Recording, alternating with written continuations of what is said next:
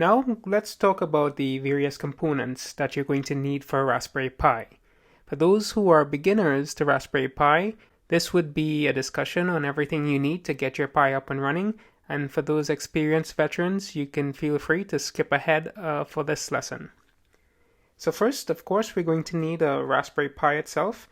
I am using the Raspberry Pi 3 here, but of course you can use any version of the Raspberry Pi that you may have available. Next, you also need a power supply. So this is a 5-volt power supply with an adapter that you plug into your Raspberry Pi. That's needed to provide the power needed for the Pi to operate.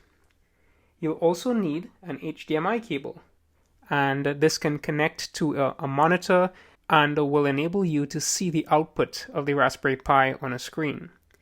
Alternatively, if you don't have an HDMI monitor, another option is an HDMI to VGA cable. So this end can connect directly into the Raspberry Pi, whereas the other end, as you can see, is a VGA connection, and this can connect to your VGA monitor. So this is a handy component if you don't have an HDMI monitor, and I'll put a link to this in the resources for the video.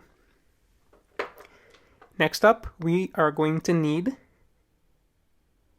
an SD card, and of course we have to flash this first and prepare it with the operating system for our Pi. In order to access the SD card, we're also going to need some type of SD card reader. So a couple of options. You have this SD card adapter that you could insert your SD card in here and then insert this into your laptop or PC to access the SD card. Or an alternative version is this USB fob, where you can insert your SD card into here and then insert this into a USB slot to access the SD card. Next, you'll need a USB keyboard and a mouse.